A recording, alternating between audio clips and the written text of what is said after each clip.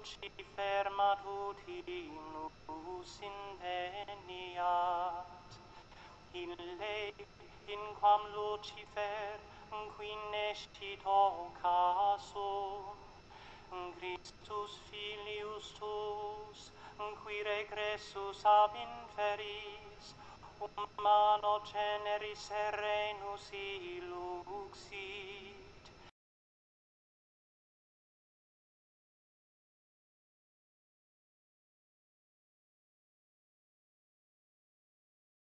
Che fa questo? Tradisce il corpo del Signore, perché questo sacerdote deve portare questo bambino, questa bambina, questo ragazzo, questa ragazza alla santità. E questo ragazzo, questa bambina si fida, e questo invece di portarlo alla santità abusa loro, e questo è gravissimo. È proprio come, ma dirò una comparazione soltanto, è come fare una messa nera.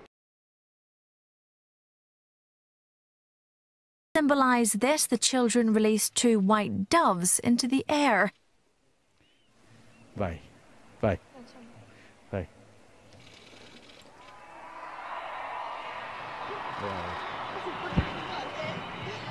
But as they took off, one was attacked by a passing seagull, while the other was repeatedly pecked by a crow.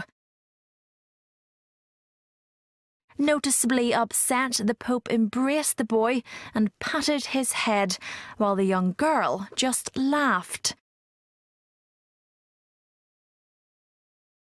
White helicopter, and they embraced in a long embrace. That was one of the first moving moments of this historic meeting, because after that they went into the summer residence, went to into the private chapel to pray together, and they kneeled together on the same stool in a very symbolic moment, of course. So then they went into the library, and Pope Francis gave Pope Benedict XVI a small icon of Our Lady of Humility, and he said, well, the first person I thought of when I saw this icon was you. Well, of course, again, expressing and extending his gratitude for the 8 years.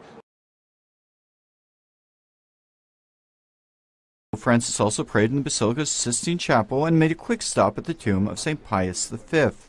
Meditation and prayer. The first act of the new Pope was dedicated to the Virgin, the Mother of Heaven, to whom he has entrusted his new life as pastor of the Universal Church.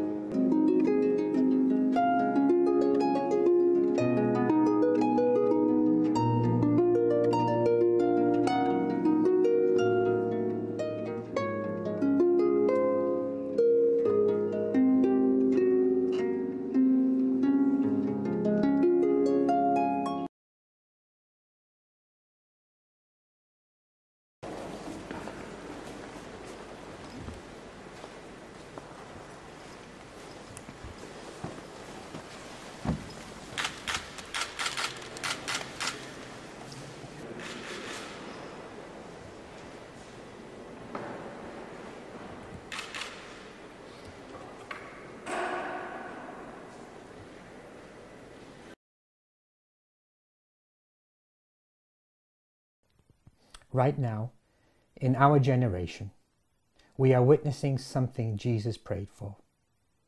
That God the Father, by His Spirit, is bringing into manifestation right now.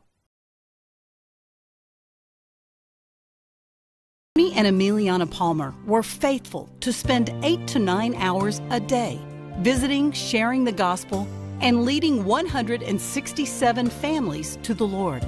Tony left his medical career to spend 3 years in seminary, preparing for ministry.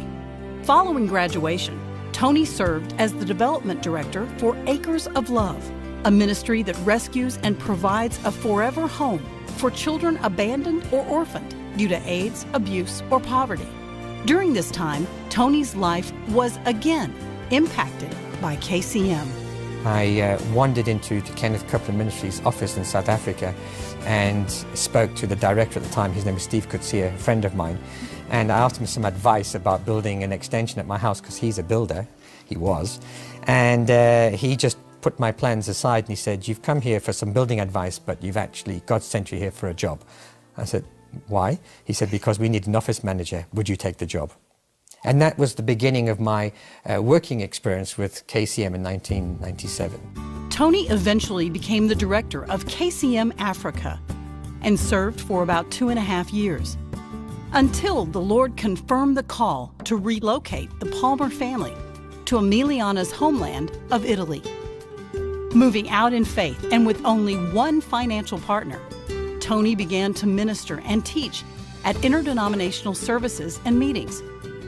In 2002, they founded the ARC community to connect believers of different denominations and nations through the internet and small community gatherings. We wanted to submit our ministry to somebody because I wanted to be under authority. Right. And eventually the Anglican Church approached me. They said, "We recognize your call. We recognize what you're doing. Would you like to bring your ministry under our covering?" And that was 2005. So that's just under 10 years ago.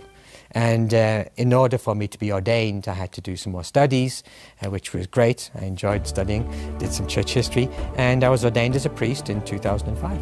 Bishop Tony Palmer is a gifted teacher, traveling and speaking at universities and meetings all over the world. In 2008, during his work with the Charismatic Catholic Renewal, Tony developed a covenant relationship with the Archbishop of Argentina, who he called Father Mario. This friendship has matured and continues today with the man now known around the world as Pope Francis. God has raised me up and has put me in relationship with different people that I can hold a very close relationship with. Kenneth and Gloria, they are my spiritual parents. At the same time, Pope Francis is one of my spiritual fathers as well, and I love them equally, yet they're completely different relationships, and I'm completely genuine to myself. This whole, this is a stretch. I mean, you're going from the Charismatics, which are on one end of the Protestant, to the right. Catholics. Yeah. But you've been saying something. Let me ask about the term Protestant. Is that a term you like? Well, I don't particularly like it because it's not really accurate, especially now that we're living in a post-Protestant era. It's like you saying you're a racist even though you live in a country that no longer has an apartheid system in place. Why are we a post-Protestant? Because Luther's protest has been, it's almost 500 years since Luther began the protest when he wrote his 95 Theses. 1999, the 31st of October in Augsburg, the Catholic Church and the Lutheran Federation worldwide signed a document accepting and redefining the definition of justification, stating that we are saved by grace through faith alone and not by works. But we are saved to good works, not by good works. And that brought an end to the protest, because that was Luther's main point of the protest. So since 1999, the protest has been signed, and we're now living in a post-Protestant era.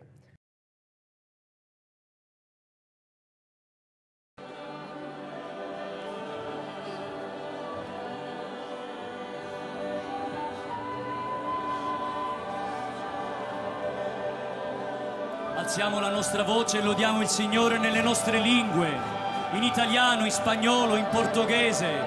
Una lode a Dio per la Chiesa, una lode al Padre in Gesù, nello Spirito, una lode per il Santo Padre.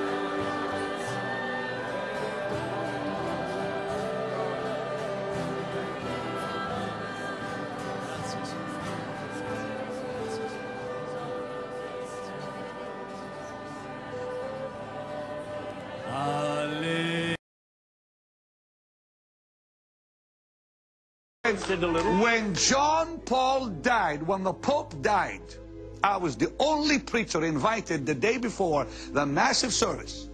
I was invited to attend the private service inside St. Peter's Basilica with all the Catholic cardinals present.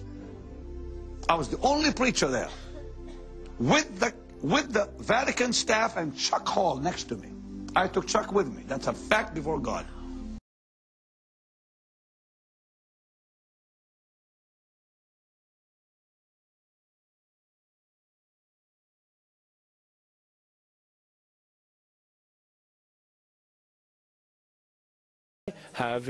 Moja żona Birgita i ja w ostatnich dniach czuliśmy, że Pan prowadzi nas, w zasadzie przynagla nas, żebyśmy przyłączyli się do Kościoła katolickiego. To może wydawać się bardzo radykalnym krokiem, ale towarzyszy nam wielki pokój i wielka radość związana z tą decyzją. Może myślicie sobie, ojej, to najgorsza rzecz, jaką słyszałem w ostatnim czasie. I rzeczywiście może tak jest, ale ponieważ powiedziałem wam już, jaka jest nasza decyzja, mój kochany Kościele, wspólnoto, wielu z was może mieć negatywne reakcje, smutek, zawód i to jest całkowicie zrozumiałe. Perché i peccati ci hanno separati, i nostri peccati, i malintesi nella storia, ma una lunga strada di peccato comunitario. Ma chi ha la colpa? Tutti abbiamo la colpa, tutti siamo peccatori. Soltanto uno è il giusto, il Signore. Io ho la nostalgia che questa separazione finisca e ci dia la comunione. Io ho nostalgia di quell'abbraccio